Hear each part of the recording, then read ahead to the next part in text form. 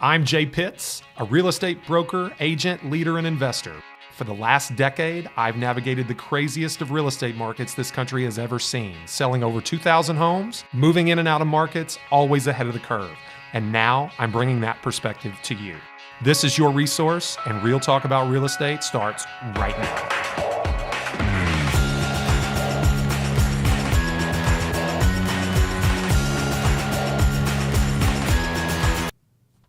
And we're back, folks, from a long-awaited hiatus just after the 4th of July holiday. Here we are with the season opener for Season 6 of the Resource Podcast. I am your host, Jay Pitts, broker-owner, RE/MAX Premier Properties, leader of JT Pitts and Associates, or so my bio says. You may have come to know me from a 5-day-a-week Instagram and TikTok Reels, Instagram Reels or TikTok kind of video production, content production over the last little bit. We've kind of amped our content production up on that front. But we're not going to forget about the podcast either. This is where it all got started. We are very, very excited to be back with you, and I've got an interesting topic for you today. Let's pay the bills just here for a minute. If you could, give us a follow on all of our social handles or whichever ones you prefer. At JPitts Realtor on Instagram is where we send most of our content. We'd love your follow over on TikTok at J_Pitts, but you can find me at JTPA Louisville on Twitter. You can find the podcast on Facebook, The Resource Podcast, facebook.com/The Resource Podcast. On streaming platforms for this podcast and other podcast content, Apple Podcasts is where you find us. You can also find us on Spotify. Okay, let's get into it. Today, I don't like coming on here and standing in front of this microphone. And to be frank, it's not the easiest thing in the world to do, to have a conversation with yourself. We're not a guest-heavy podcast. I don't have a co-host anymore. So having a 30-minute conversation or thereabouts with yourself is not the easiest thing in the world to do. In order to do that, I have to feel fairly passionate about what I'm saying, and I don't like bringing you subpar content. So I have opted to stay away. Now, I've had some personal things going on. I had knee surgery. I had a couple of family vacations, closed out a really fun summer and got my kids back in school. I'm coaching ball, which is something that is also a passion of mine. So, no shortage of things going on. But, a big reason why I came back to the microphone today was that so many of you spoke to me when you saw me. People caught me in the hallways here at RE/MAX Premier Properties, or sent me a message asking or even a mild teasing about when the podcast was going to drop again. And so that gave me some inspiration to get my thoughts together. And I'm coming to you today with something that is incredibly impactful, has been impactful in my life. It's something that I circle back to, one of those seminal moments in, my career in real estate, my career as a leader in the real estate industry, my passion for leading individuals and having, a life by design. It is not from Life by Design, but I'm fairly sure a mentor of mine, Mr. Tom Ferry, prescribes to many of these same things.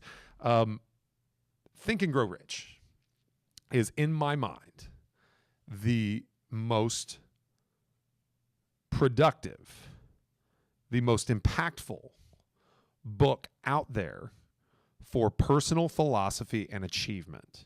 I don't want to go into self-help. I mean, self-help could be something that you could call it. But personal philosophy and achievement, or personal achievement philosophy, living the life you want to live. There is no better book for my money than Napoleon Hill's original Think and Grow Rich. Now, for those of you that don't know the backstory, Napoleon Hill tells a phenomenal story, and if you can hear it in his words, I'm sure you can find it on YouTube. He spoke once and talked about how Andrew Carnegie inspired him to write Think and Grow Rich for free, going to work for the richest man in the world to write a personal philosophy and a personal achievement book for no pay. And what he did was he accepted the assignment with only some basic living expenses covered by Mr. Carnegie, someone who was, again, the wealthiest man in the world at the time. He did it as an act of faith. And what it led to is becoming one of the greatest selling books of all times, translated into numerous languages throughout the country, throughout the world, and provided generational wealth for his family beyond anyone's imagination. So it should be understood that the genesis of this lesson was in faith. And I don't mean in a religious type of faith, but more of a having faith in yourself that if you do what you think is right, the world will reward that courage. All right, so let's get right into it. There's a lot of lessons in Think and Grow Rich, a lot. And this is the most simple. For me, a lesson must be simple. I fancy myself a smart man, but simplicity is the ultimate sophistication. That's a Leonardo da Vinci quote. Simplicity is the ultimate sophistication. If you can say something incredibly impactful in a simple way, it resonates with people. It moves people to action. So anyway, the thing that I take most, and I got this from my father. My father was my first mentor, probably my most impactful mentor. And he taught me, right, that you can have a life that is completely by design. You can get anything you want, okay? And you can do so by following what is taught in Think and Grow Rich. And there are 4 requirements, just 4. Again, simplicity is the ultimate sophistication. So basically, you have to start with number 1. Number 1 is a burning desire. Burning as an adjective is chosen for a reason. It has to consume you. This is not, as my friend Mr. Tom Ferry would say, is not an interest. It is a commitment. You are not committed, or you are not interested, you are committed. Your alignment is perfect. Your actions and your thoughts, your feelings. When I started in real estate, I wasn't passionate about real estate. I was passionate about being successful. I determined that real estate was a vehicle to have high achievement. It had this combination of things. It had a low barrier to entry. It had limitless income. It had flexibility. It had, entrepreneurial spirit. It had service, the ability to help others endlessly and receive great compensation for it. It had, aspects that pointed towards wealth growth through investment, limitless opportunity for education, interpersonal interaction, persuasion, all these things that I loved, all these things that I was incredibly passionate about were all rolled into one. I wasn't actively passionate about the idea of selling a house, 4 walls and drywall and bricks and a roof from one party to the other. That transaction did not inspire me, but what I could get from it, making my own schedule, what I could get from the industry, what I could give back to the industry is what inspired me. And I had this passion that was burning so intensely that I would not accept defeat under any circumstance. I had a chip on my shoulder, but it didn't border on negativity. It was that I will show you. You don't want to work with me? Fantastic. No big deal. I'll find someone else and I'll do my best for them, and they will have better outcomes because they chose. They had faith in me the way Napoleon Hill had faith in Andrew Carnegie. I say all this because that burning desire is a requisite to get anything you want. If you do not have it, you are likely to be trying to convince yourself to want something that you think you're supposed to want. I'll say that again. If you don't have a burning desire, it is likely that you are convincing yourself to want something that you think you're supposed to want. Let that sink in for a moment. The world needs ditch diggers too. Not everyone will be financially free. Not everyone will be self-employed.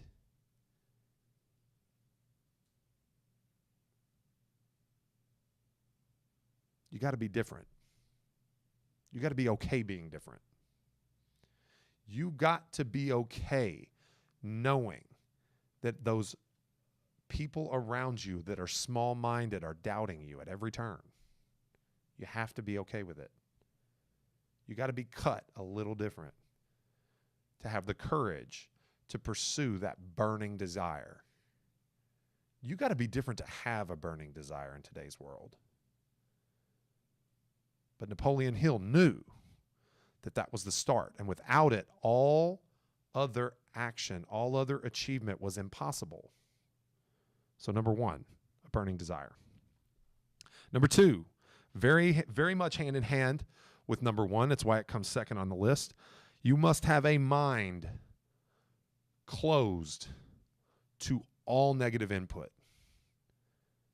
Not 1 ounce of negative input is accepted, allowed, permitted. Your mind must reject it instantly and do not allow it to penetrate your subconscious. Now, unfortunately, we know as a subconscious defense mechanism, those closest to you, those you care about the most, those who care about you the most, will defend you against future disappointment by interjecting negative judgments, energy, attention along the way. There is no doubt that those closest to you that don't think as big as you do, that don't possess the burning desire that you possess, will interject their negative opinions, their judgments, their assessments on your ability to succeed. They'll do it quick. They'll do it often. They'll do it early in the development of that burning desire, and they will discourage you as a method of protection. Because if you shoot for the stars and hit the moon, that is a failure. A failure brings disappointment. Disappointment hurts. Pain ensues, and they're trying to protect you, even though they don't understand it. They're wired to want to protect you, even through jealousy. They're wired to protect you by interjecting negative energy to discourage you from even attempting something that is beyond your current reach.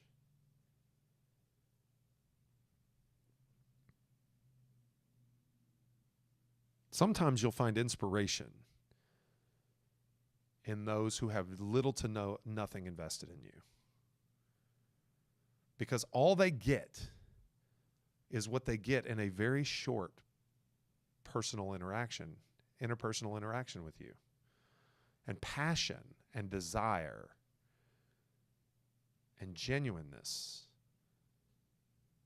they are qualities that read from the instant you meet someone.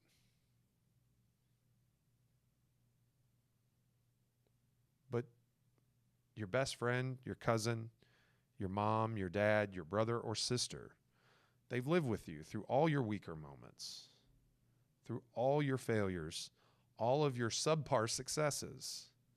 And they're quick to remind you of all of those, even when you're trying to rise above. You have to understand that this is where the discouragement will come from. And you have to bulletproof your mind and close it off to anything but encouragement. You must have a mind closed to all negative influence. Number 3, the boring part. The part where we figure out whether you're willing to talk about it or be about it. You must have a plan, preferably a written one. And in that plan, you must have continuous action towards execution of that plan. Now, it doesn't have to be carved in stone. Plans change. Plans edit. We have micro victories and micro failures. We don't let the negative creep in after the micro failures, and we don't get cocky after the small wins. We layer them. We learn from them. We progress, we grow, we edit, and we move forward. Sometimes plans take a long time to materialize. We celebrate our successes along the way, but we know that our job is never finished. Like fashion, we as people are never finished. This is where a good understanding of discipline comes in. Discipline does not have to be absolute. You're a human being and you will fail at times. If you quit smoking, you're going to have a cigarette at some point. You don't know when that minuscule failure is going to be, but one thing that you can do is prevent that one cigarette from turning into a pack, from turning into a habit that you keep for another 10 years. Because that individual failure does not constitute defeat. A plan must be worked on. It must be executed continuously. Because as human beings, we crave progress. A failure can be progress. It can show you a way that you're not to fail again. Okay, I learned that. I can't be around people that smoke. I quit using smokeless tobacco in 2010. That was 12 years ago. It was an awful habit I picked up in college playing baseball. And I quit on my wedding day. It's a story I don't know that if anybody really knows. I quit on my wedding day for my wife. It was a gift to my wife on my wedding day because it was an awful habit and it was very, very bad for my health. And about 10 or 11 months later, I had a little relapse. Now, I recognize that I'm not talking about like methamphetamine or anything like that, but it's an awful, addictive, nasty habit that makes you do bad things. And I started using again, but I was afraid to tell my wife. I had too much shame because it was a gift to her on our wedding day.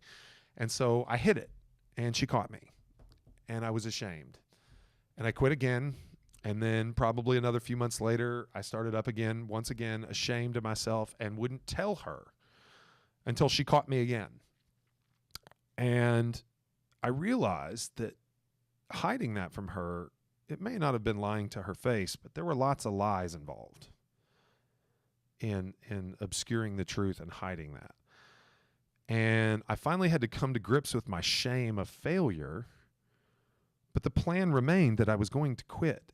And so what I did was I edited the plan, and I said, babe, I love you, and I'm sorry, but if I'm going to be successful, I need to know that you're not going to judge me. And so I can release this shame, and I can have your support if I mess up. And I need you to know that I genuinely want this. And it was all I needed at that moment. Didn't know I needed it. Was her to say, okay, I'm in. I got your back. And I never used the stuff ever again. It's been 12 years. And I don't think I ever will. But one thing I also learned is that when I go play golf and there's another guy with me that does that, I don't need to sit in a cart with him for 18 holes. It's pretty simple, right? Like there are probably more serious addictions to kick. And I'm sorry for the story with fairly, limited impact on my livelihood or all of that. I don't claim it to be relevant. It's probably why I've never told the story, but it really, really works in expressing what a plan and continuous action is toward the achievement of any goal. Right?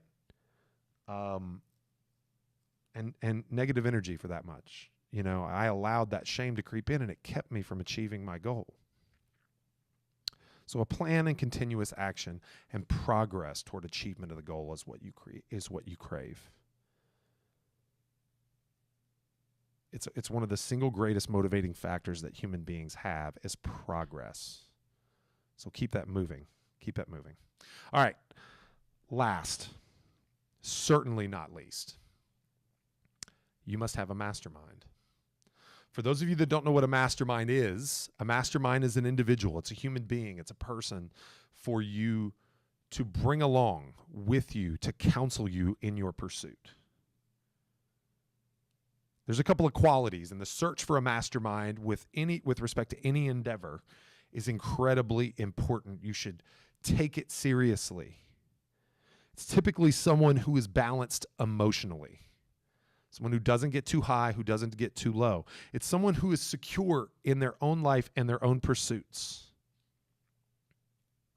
It's probably someone that has masterminds of their own with regard to certain pursuits. You may be even their mastermind with respect to some of their pursuits. And they're going to return you the favor on what you're trying to achieve. It's also someone that celebrates the title of being the mastermind. You ever got somebody in your life that just never seems to have time for you?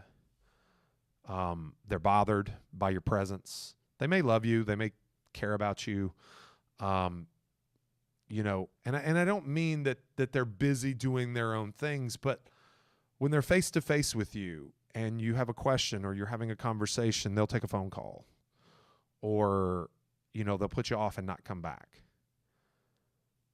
Now, I would say that I'm somewhat guilty, and I could be referring to myself in some cases, but I think most of the people that are around here at RE/MAX Premier Properties would tell you that everyone here knows that when they have my attention, they have my full attention. And I was 10 minutes late to start this podcast today because I was having a conversation with an agent that needed to be finished. I had another phone call to return. Actually, it was probably more like 20, 25 minutes late. But I had a phone call I needed to return to one of our agents. When you're on my team, you're on my team, and I am your mastermind.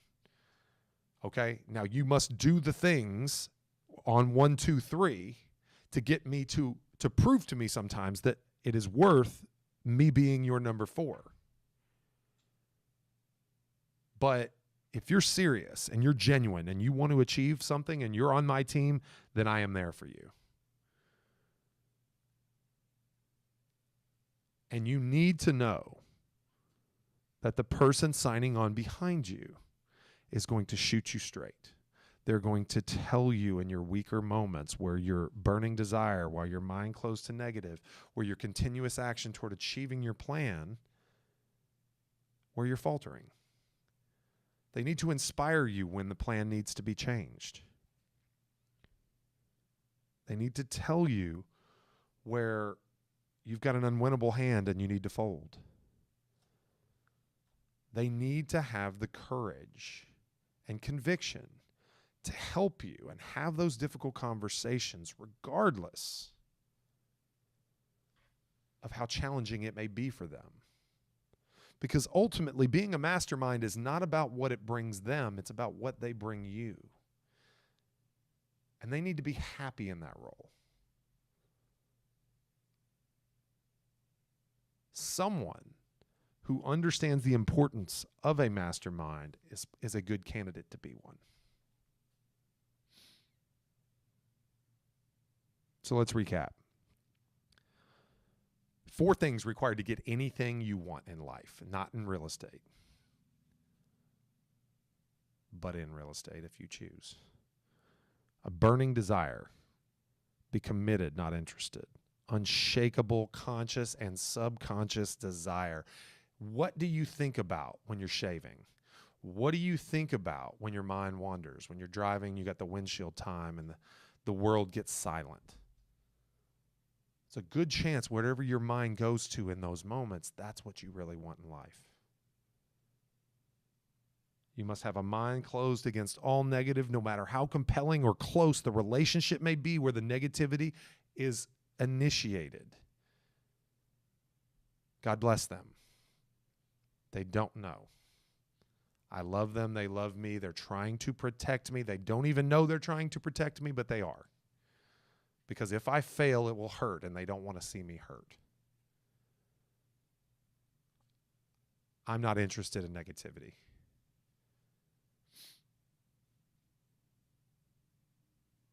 And you absolutely don't need negativity from your mastermind. Number 3, A plan and continuous action. The plan must be written. Something about the act of pen to paper that really works. I like spreadsheets too. But a plan must be orchestrated visually in some way, shape, or form, and then continuous action, ruthless execution.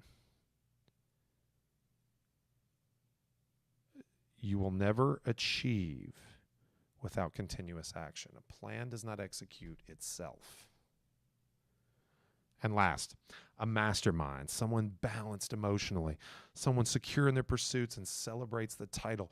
Your greatest fan, the most wisdom, someone who can have the difficult conversation with you when your desire overwhelms everything else and you need to fold that hand. They need to be the one to step up and tell you, this is not how you're going to accomplish this. Let's take a step back and reorder the plan. 4 things, according to Napoleon Hill, that have been central in me designing the life that I have today, the life that I will have in the future, the life that I will help my children create as their mastermind. The way I have been able to overcome the darkest moments of my life. I remember Jeff Pitts telling me how you get anything you want. He held up 4 fingers. Read the book if you haven't. I'll give you a reading list on the next episode maybe. But 4 things. And if you get nothing else from the book, remember that. All right, that's all we got for today, folks. Thank you for tuning into Resource Real Talk about Louisville real estate. Once again, back, first time since July 6th. Happy to give this message to you here today. Check us out on all the socials, if you will. At J Pitts Realtor on Instagram, trying to hit that 10,000. Marcy Humble's doing some crazy work to get us to that $10,000 swipe up threshold before the end of the year. Would love to have 1,000 subscribers on YouTube. We're pretty far away from that. I'm staring at it right now at 155. YouTube.com/JPittsRealtor. At J_Pitts on TikTok. Would love to have 1,000 of you follow us there. 5-star reviews only on the streaming platforms, please. That's Spotify and Apple Podcasts. Shout out to Jose Bonilla, who gave me the swift kick in the ass yesterday to get back on this microphone. We appreciate you, Jose. And also shout out to Caitlin Freudenberger. She gave me some fun little motivational text, if you will. We won't call it teasing, we'll call it motivational text. But I appreciate knowing that the content means a lot to you guys. We will do our best to bring it back to the weeklies, to the weekly release. But once again, I'm your host, Jay Pitts, broker owner, Remax Premier Properties, Louisville Real